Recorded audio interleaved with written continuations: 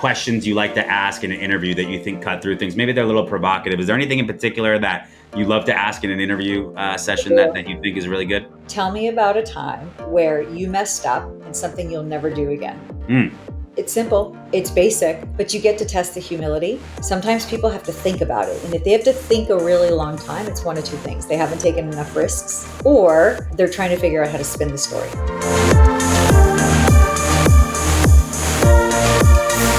Welcome to another episode of Higher Learning. I am your host, Oz Rashid. This is the show where we talk to executives and founders who are disrupting and changing companies and industries about what they uniquely see when it comes to identifying top talent. If this is your first episode, welcome. We are so glad to have you. If you're a longtime listener, thank you for the continued support. I ask everybody goes and subscribe on Apple, Spotify, wherever you listen to podcasts, and make sure you subscribe to the pod and give us a great rating. Today, we are joined by a very special guest. I'm very excited about this. I recently read her book. We spent time talking. She's one of the foremost thought leaders in artificial intelligence, a topic that everybody is super excited about. 10 patents, Amazon tech exec, a four-time C-suite officer at Fortune 100s, best-selling author, Sol Rashidi. Sol, how are you doing? I'm well. Thank you for having me. It's exciting to be here. You are somebody that every time that we've talked, I come away, just my head is spinning. I'm thinking about new things and new ideas. You are at the forefront of an area that is on everybody's mind right now. So I want to dive right into it. So one of the things about artificial intelligence that everybody agrees on is, okay, number one, this is very important. It's going to fundamentally change everything that we do, from consumers to business behavior and everything in between. The analogy I heard the other day is like, AI is like electricity. Like, it's just going to be like accepted as part of fundamentally everything that we do from a work and consumer perspective. It's not a feature, right? So it's a paradigm shift for some people, because they're looking at it as like, how do we get into AI? It's like AI is intrinsic into everything you're building, everything you're doing. But the thing about AI that's interesting is the adoption patterns, or how to best deploy it. When I talk to some of the smartest people I know, there's a lot of vagueness, there's a lot of ambiguity, there's a lot of guesswork. And what I love about talking to you, of anybody I've talked to, you are the person that seems to have the most depth in this space and the firmest conclusions. Not necessarily that you have all the answers, but you've been doing this for so long. You actually started your career, or got your big break in your career, from reading your book, I know this, with IBM and Watson, which is really the first kind of advent of artificial intelligence at its core. So let's talk through that. Tell us a little bit about your journey into this space, right? And where you first started, and why you've been spending over a decade in an area that's relatively new for most people. You know, I got into the data processing space in the late 90s. Not the sexiest. Fun fact, I played professional rugby. I went to school to play rugby. I played Division One and then club, and then I was in the U.S. national team. And, you know, as you get older, recovery takes longer. And I was like, oh, crap, I think I got to hang up the cleats. And I applied to a bunch of jobs, and the first offer I got was to be a data engineer, because I was a chemical engineer at Berkeley. I didn't know anything about data engineering. But like with anything, you adapt, you learn, you figure it out, you're resourceful, you study the heck out of the material until you can kind of get yourself to a productive point. And then the career could just kind of Christmas treat its way up. But I was always in the data space. It's not something you choose. It wasn't even a career I thought was a career choice, to be honest with you. Long story short, it turns out that in that space, you have brilliant data engineers, you have brilliant modelers, you have brilliant infrastructure folks. However, the one thing that they lacked was the ability to communicate with the business and the executives. And that was the one thing that I did excel at. I was a mediocre data engineer, but I was a phenomenal communicator. And so what ended up happening was I got recruited by the Big Four, and I ended up choosing IBM. And I was a lead. I was an individual contributor and a practitioner working on these massive ERP migrations, and I was the data lead. Then I managed the team. Then I managed the group. Then I managed the P&L. And then one thing pivotal happened. You know, if we all think about those moments in life that completely changed our trajectory, this was probably, and it's mentioned in the book, the third or fourth one. 2011, Watson beat Ken Jennings. And IBM decided, we're going to go live with Watson. We're ready to commercialize this platform. It's got notoriety. It's got commercial recognition. Let's take it. Well, unfortunately, I think most people wait for things to happen to them. I've just have never been of that mindset. I've always pursued the things that I wanted. And I gracefully begged my boss's boss, who knew me, I want in. I want in, Jay. Jay, I want in. You can't do AI without data. No, no one knew that. I didn't know that, but I was like, that sounds common sense. And so after 4 months of gracefully begging, he let me in. And I traveled around the world and I worked with all the early adopters and I was developing AI strategies, helping them with use case selection back in 2011. So 2011 to 2014 was literally strategy, use case development. And then I would actually work with all the product engineers and the platforms team to actually develop the product based on what I sold or what I was advising. So I was flying the plane and building it at the same time with Watson. I was like, oh, this is how product development works. This is amazing. Um, it was a great ride. Then I got hired by Ernst& Young as their senior partner to manage their digital innovation track. And I got the luxurious opportunity of having Royal Caribbean as my client. In 2015 and 16, they were going through a major digital transformation program, 4-year endeavor. I was a lead partner leading data and tech and AI-ish type activities. And then about a year in, they asked me to join their leadership team. So in 2016, I was appointed as the first chief data and AI officer um, in our own local town in Miami. But since then, I've had great, just wonderful, wonderful positions that have been a lot of fun. I went to Sony Music as their executive vice president and CDO, Merck Pharmaceuticals as their chief data and analytics officer, Estee Lauder as their chief analytics officer, and everything always had data analytics, advanced analytics, and an AI innovation lab because we were building products. And embedded within our products were AI based capabilities. So it was a lot of fun. But then, as I had mentioned, I resigned from enterprise and I said, I'm ready to do my own thing for a while. But now I'm back into the belly of the beast, if you will. It's been Enterprise is a completely different animal, and I would say fundamentally the skill sets that drive success in enterprise are so different than what they do in a startup, a small medium business. So your ability to vacillate is really impressive, and it's not one that I know a lot of people that can handle with such smoothness. A couple of things I want to dive into here because I want to talk about the book and I got a lot out of it, but I want to ask you this. And you were very gracious about your time at IBM and your role and what you did with Watson, but here's what I would ask you. I feel like IBM had such a head start, yeah. right, on this space. And I don't know if I asked a lot of people who are the top 5 players in the AI space that IBM's name would come up. So, do you have like a fundamental reason on why that's the case, or was it just like, I mean, what was missing there that they're not far and away the leader in this space since they started really in 2011 and pre 2011? So what I always say is one, IBM doesn't get the credit it deserves.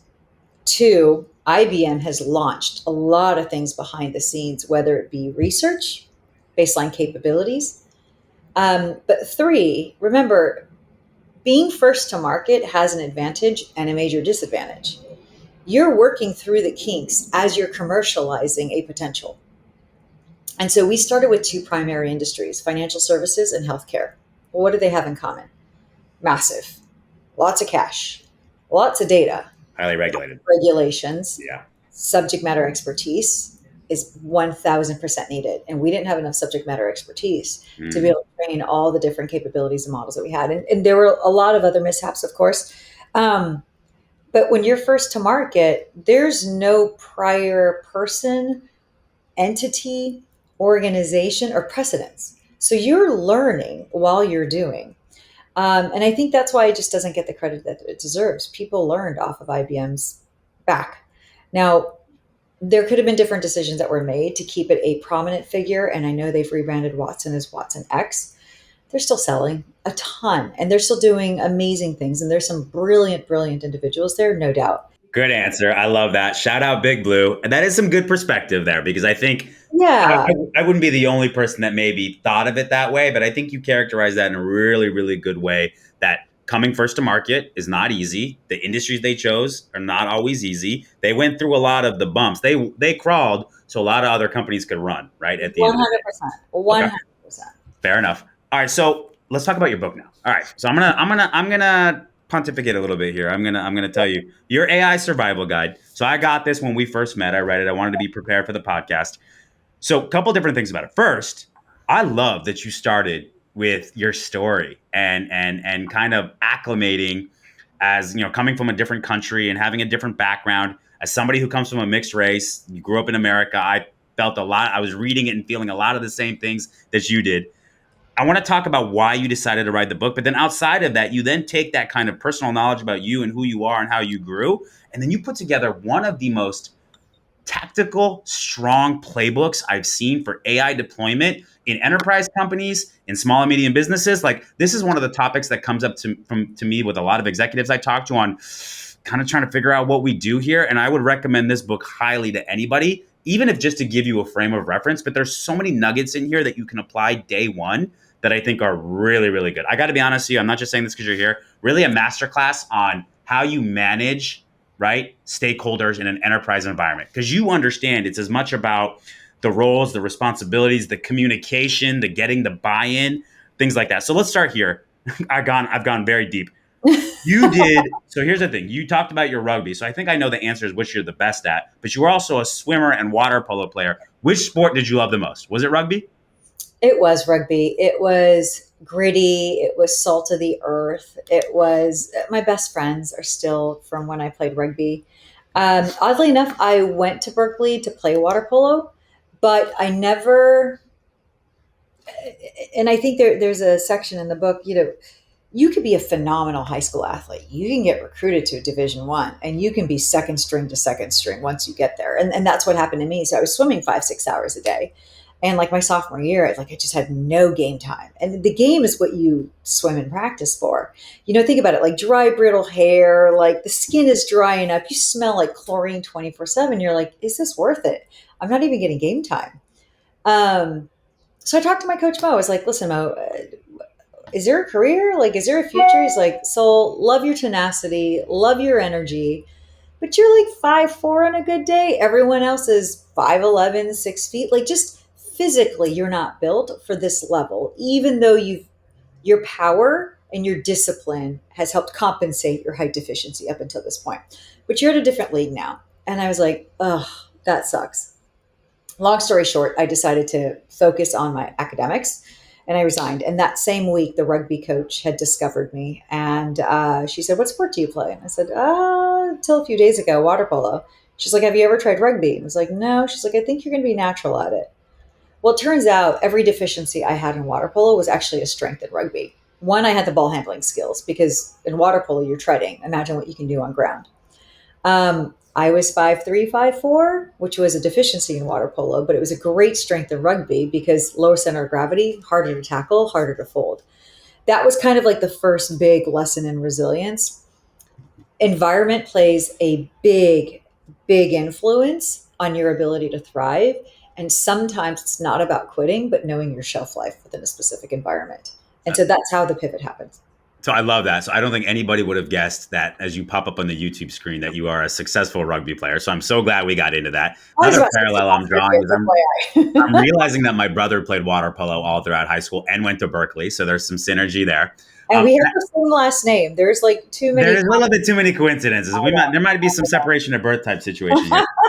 And then lastly, I love what you just said. I read something the other day that really resonated with me. And I've been saying this for a while. I remember at one point early on in my career, I really wanted to focus on what my weaknesses were, where I spend a lot of time getting better at those. And what I realized is that that's a false idol. Like, chasing that thought process, I think, to me, doesn't make a ton of sense. Lean into your strengths. And if your strengths don't ultimately lead to the success you want, then change your environment. Because to your point, those strengths matter in other ways. So much like being 5'10", 6 foot in water polo makes a lot of sense, because you can throw the ball and you can stand in the water, right? Or float in the water. In rugby, your low center of gravity actually played to your strengths, and then you went and played it in college. So I think that's a wonderful lesson, and one that a lot of people would take well to take heed of. Finding the right talent for your team doesn't have to be a struggle. Meet Aon Hire, the world's first hiring experience management platform designed to transform the way you hire. Powered by AI, Aon Hire takes the hassle out of every step in the process. From smart resume analysis to customized interview questions, it saves you time, money, and effort. Plus, with real-time insights from every interview, you can quickly identify top candidates, reduce turnover, and stay on budget. And forget about note-taking, Aon Hire takes care of that for you. Ready to revolutionize your hiring process? Visit aonhire.com and get started today. I got a couple more things personally. So Yeah. I want to talk about, because my full name is Osman, but I've gone by Oz since I was in kindergarten. Second grade, you got the nickname Sol, I'm sorry, by a substitute. Can you Totally. tell the story? Yeah. My parents left LA, which is where I was born. It was getting a bit dangerous. And so they moved to Orange County right before it became the OC and like became all popularized. Think about this. I'm 46. Like this was 40 years ago. I was the only colored girl in the neighborhood. I developed a lot quicker than everyone else. I remember everyone was putting Sun in their hair to go blonde. I put Sun in thinking I'd be blonde, and I just turned orange. I looked like just a big old balloompa. It was horrendous. The things you learn. Um, but second grade roll call, the teacher, and it was like I think it was the first week. It was Jennifer, Sarah, Rachel, Krista, Michael, Braden, Brian, Jason, Jennifer, Melissa. Like I got to my name and I raised my hand because I was like, that's got to be me because you could pronounce every other American name in it. And he just said to hell with this. He's like, I'm not going to even try and butcher this. I'm taking the first three letters instead of Solmaz, which is Solmaz. Sol it is, Sol. And so it was a turning point, like the first one, because it wasn't no, hey, you, or hey, brown girl, or you, it was soul. And it just stuck. And I was like, well, it's short, it's easy, it's memorable. I'm just going to keep it. I haven't legally changed it, but everything goes under soul. It's just a So lot to remember. I love that story. So here's mine. In kindergarten, I don't know if it was my dad or my mom. I think it was my Yeah. dad. Just told him that he goes by Oz. But the thing that's really interesting about what you just said Oh, is I dreaded, right? So the only two people that call me by my full name is my since deceased grandmother and my mother. Everybody else knows me as Oz at this point. But what's so funny, really? yeah. So what's funny about this is that I remember, and you're kind of like bringing me back in a little bit of PTSD. One of my most kind of anxious moments, and I didn't know the word anxiety back then. I don't think many of us did. Now it's kind of something you're much more aware of. Was when a substitute would come into class, and I would know whose name comes after what. And I would like stop them off the bat before they were like, "Oh, ooze, goo," like they could Yeah. pronounce it, and I'd just be like, "It's Oz," and I would get them, "Oh, okay, Oz," and they would move on. And so like I remember every time there was a substitute, I had to get myself like mentally prepared to be like, okay, ready for roll call, and I got to make sure that I cut them off at the pass and let them know so we can just move on and it doesn't become a thing. So I don't know. A lot of people look at that as like a bad thing, or you had to go through that. I don't look at it that way at all. I just looked at it as like that was something I had to think about at that age that maybe Brian and Jimmy and Susie didn't have to worry about, right? So teach their own. Last thing, personally, you started in recruiting. Is that true? Yeah. I didn't know the That's text. not a bad word here, by the way. That's a great thing here on this podcast. I promise you that. I don't think many people know that. Like, you don't get to know people and talent and functions and skill sets unless you're in recruiting. And like, I would never have expected that. But I was like, if I reflect, there are so many different roles that do so many different things. And like, employers have a tendency of trying to cram as much as possible into a single individual to be able to save on OPEX and costs. But the fact is individuals are very, very distinct in what they've mastered. And so I'm always like, if you had to master a craft, what would it be? That's your major. And then you've got a bunch of minors. But you can't ask a person to have three or four majors, because instead of getting high quality outputs, you're just going to get a bunch of mediocre outputs, some usable, some not usable. But I was the VP of business development, like, because I pivoted. I went from being a data engineer to a project manager to a business analyst. And then I got into this small agency that was LA based that grew to be fairly large, but I was their VP of talent sourcing, business development. And that's where I learned really the technical world at scope. And this was in the early 2000s. I got to understand how companies were hiring, how they were looking at talent, how they were pulling them together, or lack of. And so that's when I really got to know the breadth, depth, and span of technical talent that exists out there. I love you saying this for this reason. All right, listen, my industry, one of the things that I absolutely did not love about it a lot coming up was that there's a stigma, right? It's seen as commoditized and transactional and car sales and things like that. And so I had to break down those barriers a lot of time when I meet people and say, no, there's an intellectual approach to take here. There's a data-driven approach to take here. There's a better way to do this, right? But what I would tell people, and a lot of times we've hired people with zero experience and kind of molded them in our own image here. And what I would tell people in interviews, especially in the first 5, 6 years of the company is, hey, listen, you can go take 2 years and pay to get an MBA, or you can come here for a year and get an MBA while we pay you. And why I would say that is we've really forced people to learn different industries, different positions, different technologies. You had to have a baseline level knowledge of these different things that when you go to a cocktail party or you meet somebody and they're like, yeah, I'm the VP of supply chain at DHL. Like nobody knows what that is. You know, there's no follow up there for the common person. It's like, oh, really? Is it 3PL? What do you like? You can have a conversation with people that because you understand business at a deeper level. So I'm not going to credit your entire career to you starting in recruitment, but it doesn't sound like it hurt. All right, now I got to get to the main question. So why'd you write the book? What was the gap? What did you want to solve with this? It was, I have to give the credit to some other folks. To this day, like I write for Forbes and I wrote the book and I'm not a writer. Like that's not what I do. I'm all about delivery. I'm a practitioner that happened to make it to an executive level, but I still very much, I love doing, I love building. What had happened is when AI hit the market by storm, it was amazing to see how many AI advisors and experts cropped up out of nowhere. And you looked at their LinkedIn profile and like, they're a year old, a year and a half into this space. How are they experts? And no one had deployed anything at scale.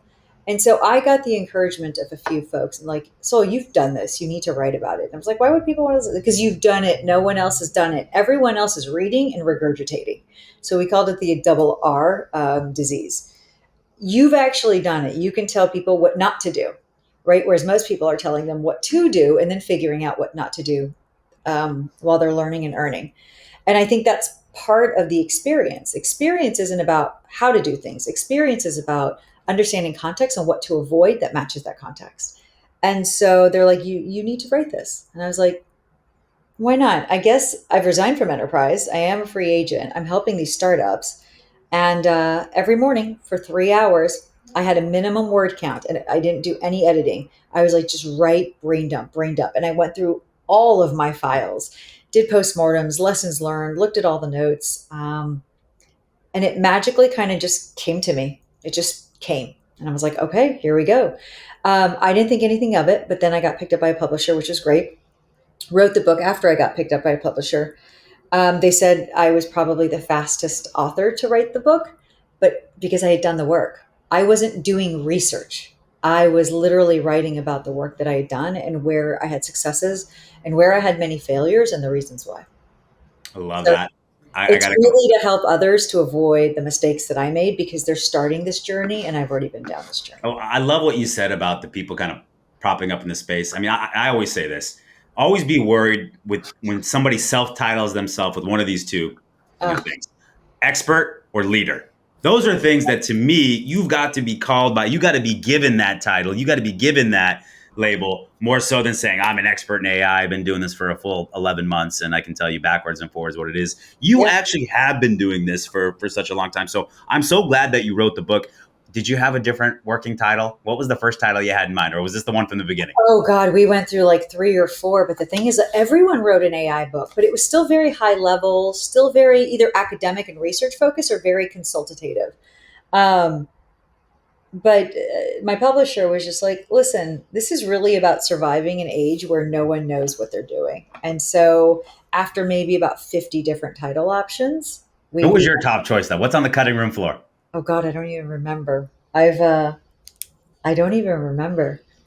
We had so many iterations. I'm so fascinated by this process of writing a book and the titles and everything that comes with it. I've been fortunate enough to have a lot of people who've written books on the pod recently and just kind of going through that process, this idea of I want to write a book, the work that goes with it, and then how you like put it out into the world and like, you know, you lay yourself bare somewhat to like everybody else out there. But I can't speak enough about the value of it. So I think it's really, really good stuff. So there's a lot out there. And this is a great segue based on talking about the supposed experts. But you mentioned that there are a lot of imposters in the AI space right now. Are you talking about those people that profess to be experts, or are you talking about something more from a technology perspective? Um, Listen, there are a lot of advisors. Everyone's looking to gain financially from this. I mean, you can read every single Business Week, Wall Street Journal. You look at the major consulting firms. They are up $5+ billion in additional services because of AI in enterprises. All right. But not everyone works for a big four. Others own their own business or wanted to own their own business. And this was a wedge in because it was a free market. And so they created a wedge. Hmm. So you have people who've never deployed it, consulting and advising. You've had people who technically don't understand it, consulting and advising. And you can create a business because what I've learned is the name of the game is always to stay a few inches ahead of the customer or the client. And as long as you do that, you're considered an expert. But I think that's a complete disjustice and it hurts my heart because you're not advising them on things that could go wrong or on areas where resources could be wasted, whether it's time, talent, or money. You're advising them on what to do next. And that's just wrong. I'm morally Okay. against it.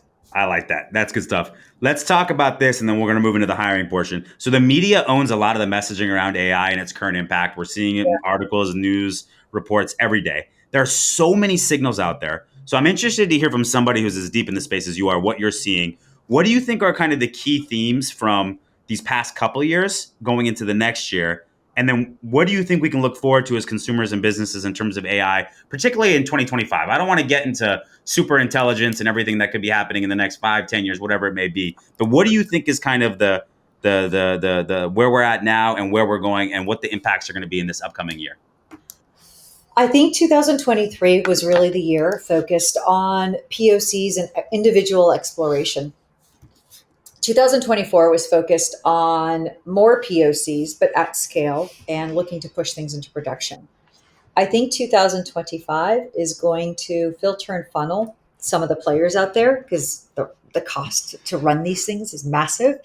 I don't think we'll have as many players or maybe existing players, but the barrier to entry is going to be a lot harder. So we'll get a better feel of who the players are. We'll see some things that go to production but don't succeed. And then something that I'm personally very invested in is workforce management post AI. No one has thought of that or explored that. And part of the book is about that. It's about the people changes and the evolutions that need to occur to now accommodate and adapt this new technology. So I think there's an AI workforce and a human workforce. And the two, there isn't a playbook for how the two coexist.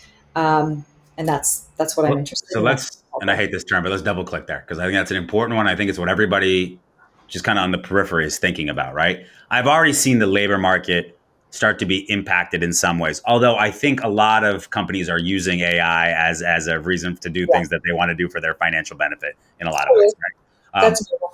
But Yep.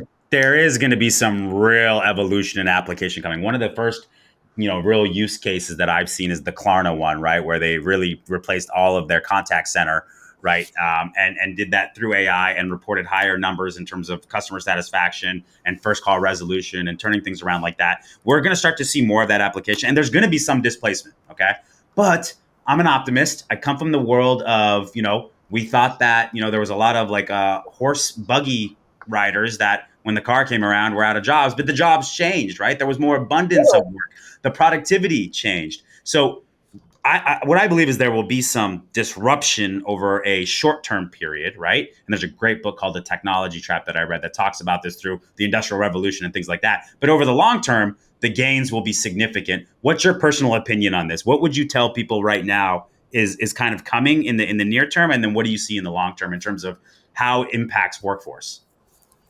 Big question, I know. That is a big question. I don't know if it would do it justice in a podcast, but to summarize it, we're not ready.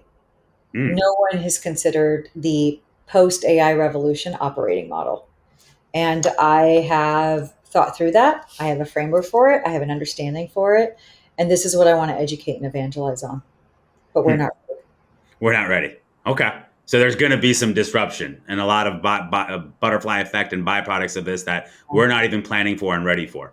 And it doesn't sound like you think this is at the individual or company level alone. It sounds like at the societal level and macroeconomic level. Yes, this is well, Oz, you and I come from a time period where like we were there pre-email, post-email.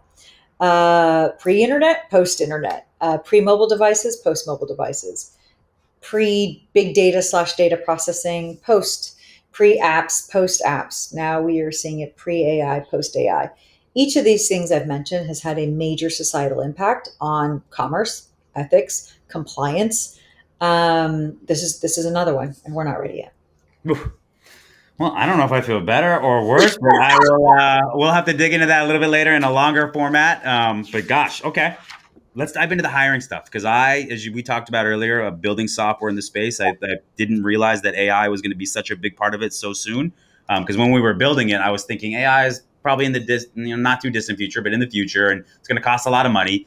But then it's really been democratized over the last 18 to 24 months, and it's become native to what we built. And so there's a lot of things that, from detecting biases to helping you generate requirements and questions to everything that you would potentially use it to augment that human experience that we're building. So this is an area I'm super keen on. You've done a lot of hiring in your life, so I'm interested to start here. You have a core hiring philosophy for people that you bring onto your team or bring into your organization. I do. It doesn't always align with recruiting, HR, and talent acquisition. That's okay. Which is the problem. However, I do have a very strong hiring philosophy. Um, I think specialty matters, but I also don't like jerks on the team. I've made that mistake several times before. I also think that grit, like I can teach skills. A person can learn skills if they fundamentally have the aptitude and the interest. Um, I have this one chapter in the book, for example, called How to Actually Work with the 10 Archetypes for Any AI Project. You get the naysayers, the curmudgeons, the know it alls, the cheerleader, the silent doer, like how to interplay everyone to make this capability grow stronger. Because I do think everyone plays a role.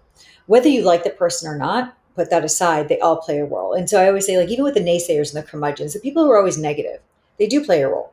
But you got to know when and how to apply those individual skill sets to maximize your output.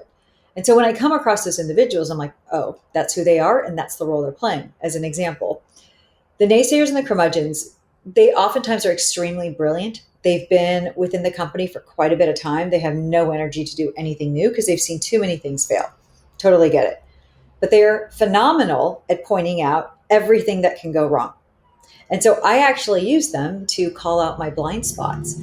After I've gone through strategy, use case selection, after I've understood the project plan, the resources, the cost, and I've done all the functional specking. Before I go into solution architecture and technical specking, I bring those folks in and I say, all right, I don't say tell me everything that's wrong with it. I call it a review, and they naturally tell me everything that's wrong with it. I think there's an opportunity to leverage a lot of different talent and skill sets to drive a capability forward. But I don't believe in over inclusiveness. I don't want 22 people on a single call. I keep the teams lean, mean. I appreciate their specialty. I bring on specialty skill sets because I know that they can master this craft. And it's kind of like an orchestra. And I view myself as a bit of a maestro. Everyone has a field of play, but they need to know their field of play really well. 2, they have to have resilience and grit. And 3, with all due respect, but the things that I've built and the things I can do, you can't do from a 9:30 to 4:30 job. And some folks are just mentally checked out. Can't be mentally checked out. Not with this stuff, because there's a lot of problem solving to be had, and that just requires mental capacity and energy. So I have a good way of coming in and assessing teams, and I've managed teams as large as 832 and as small as 175. My largest team is 175.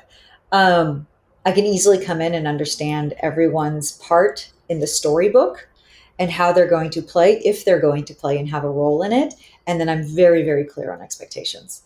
But yeah, we can get into the sausage making a little Wow, bit. there's a lot of people listening to this right now and nodding their head and loving a lot of the things that you said. I love, and one of the things I heard from you was that specialization is about aptitude, technical skill set, but it's also about roles you play and how you bring yourself to work, and all of those can be important. I love you calling out the naysayers, where there's usually people in the back room saying, "Oh my God, I can't believe this person's doing that," but you're looking at that as somebody that can actually help the project advance and move forward and call out those blind spots. I think that's a really important reframing. Um, Yeah. I usually ask about a memorable interview experience, but I want to take this a little bit of a different direction. I want to know about the most unique interview experience you ever had, because you've taken on some of these really big jobs. But is there one that really stood out to you, either because it was a great candidate experience, or it wasn't a great experience, or it was fast, it was slow? What stands out to you when I ask you about the most unique interview experience you've had? I would say the first one was Royal Caribbean. I was a partner at E&Y, and I was working, and an individual named Mike Girassi was a phenomenal CIO. He's the one that brought me in. But then leadership changed. Then they brought in another brilliant individual named Jay to lead, and he became the chief digital officer. And he came from Disney. And I thought he was going to bring in his own team, and we were all going to be replaced with his own consulting company and preferences and et cetera. Long story short, I just showed up and shared everything I knew, thinking I would be replaced because we have a new leadership. We don't have relationships. And it turned into he wanted to hear more and he asked more questions. And when he asked more questions, I was very open. Like, actually, I don't know the answer to that. We're figuring that out now. Or we do, but here are my speculations about it. And then 4 months later, they offered me a job, right? I was very honest and very sincere. And I had accepted the fact that I may be replaced. But instead, they gave me a job. That was probably the most unique and the most amazing. I would say the other ones, however, all great employers, great brands. But there is a discrepancy between the aspirations of a company and the perspiration of a company, what they want to do and what they're willing to do to get there. And there's always been a major delta between sort of like the story of where they want to be versus what they're willing to do. And that's always been a hiccup for me. I love that. That's really good stuff. And that's amazing that you kind of went in that with that attitude of like, I know that I'm probably not long for here. You were genuine and authentic. That probably opened their eyes quite a bit. And it led to a really important career opportunity for you. So good advice. What about questions you like to ask in an interview that you think cut through things? Maybe they're a little provocative. Is there anything in particular that you love to ask in an interview session that you think is really good? I do. And I know we're wrapping up here, but I think this is a great way to wrap up. My favorite question is, tell me about a time where you messed up and something you'll never do again. It's simple. It's basic, but you get to test the humility. Sometimes people have to think about it. And if they have to think a really long time, it's one of two things. They haven't taken enough risks, or they're trying to figure out how to spin the story. I love that. But it's a good way of understanding if someone's willing to admit where they tried something and it just didn't work out. Because that way, if they're part of my leadership team, I always want the honest answer. And I can gauge if someone's willing to be honest or not based on that one question. Are you open to sharing any time that's been the case for you? Oh, God, half the book is all my mistakes. The entire book is all the mistakes I made. You do. You're very humble and self-efficating in that. I only learn through failure, which is a hard lesson learned because it hurts me. But I only learn through failure, and unfortunately, I can read, but unless I do and make the mistakes, it doesn't sink in. All right, so I know you got to run to another meeting. I really appreciate you making the time. I'm looking forward to working with you in the future. Thank you for coming on the podcast, and look forward to seeing you soon. Yeah, this was amazing. Thank you, Oz. I really appreciate it. Keep doing the good work, man. All right, I appreciate it. Have a good one. All right, take care.